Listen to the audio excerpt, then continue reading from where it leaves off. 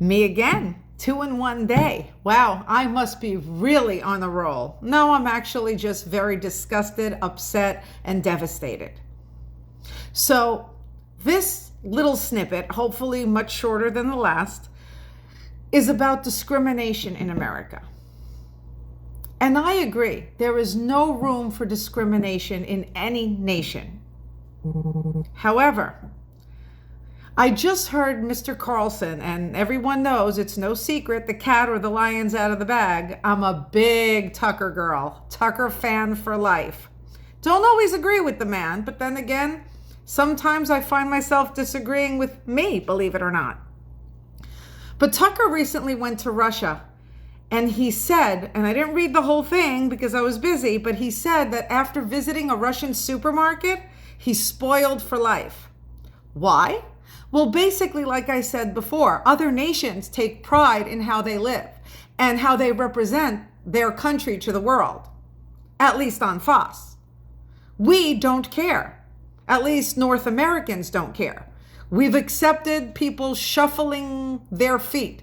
We say that elderly people past a certain age should not be able to fend for themselves, that it's okay if they're sloppy and lazy. Bullcrap. Go to the blue zones and see how 102-year-old people are living. They're riding horseback, tending farms, plowing, baking breads.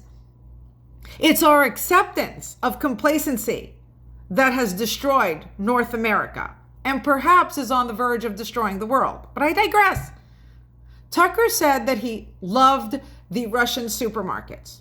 So basically what he's saying is that they pale in comparison to what he's used to. And that's probably very much the truth.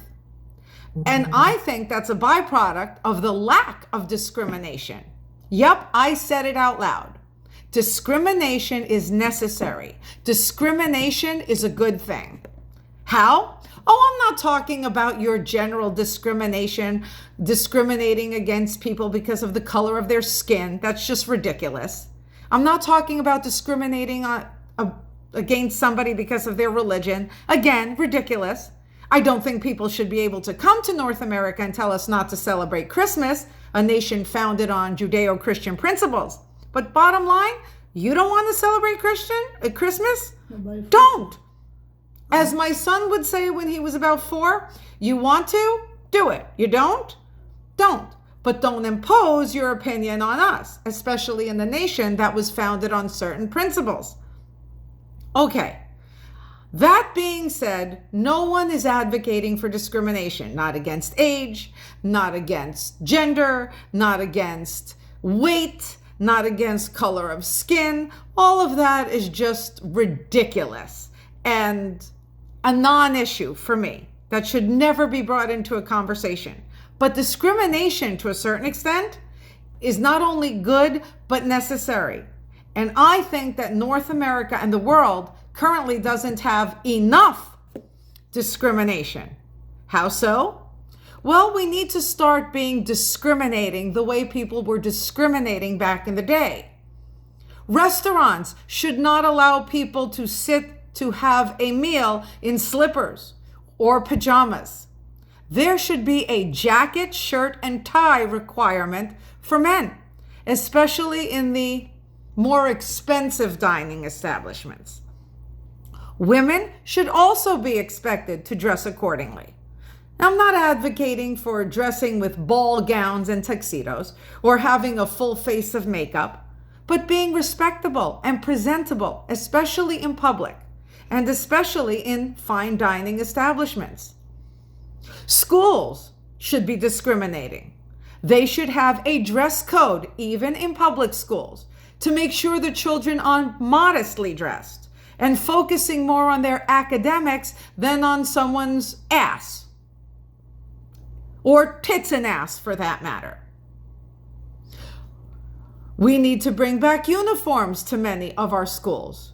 We should be discriminating about what our children eat. We should bring back lunch ladies and lunch men and hot lunches into our schools, making sure our children, whether we pay for their schooling via our taxes or out of our pockets, that our children are getting the best nutrition necessary for them to grow and to thrive.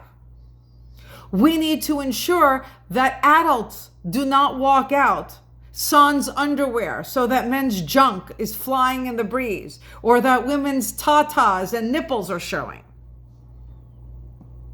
We need to make sure people are not walking around in pajama bottoms and slippers, going to school that way.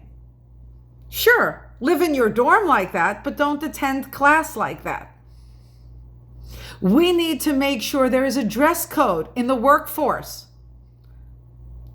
that your hair is appropriate, that you don't have 700 piercings on your face and body when attending a job, depending again what the job is. We need to be more discriminating about laziness and make it unacceptable. We need to put standards on how neighborhoods, communities, and homes are kept.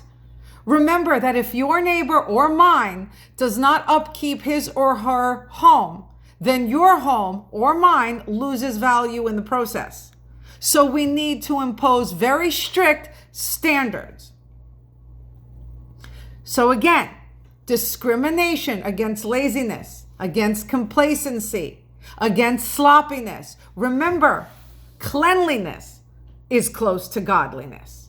And this, at least North America, and as far as I know, America was built on the foundation of godly principles. Principles we have abandoned because we want to be polite and politically correct. There is no room for politeness or political correctness when you want to establish standards. Standards need strict guidelines. So discrimination, to a certain extent, like I said, is valuable, necessary, and a very good thing, as long as it's not abused.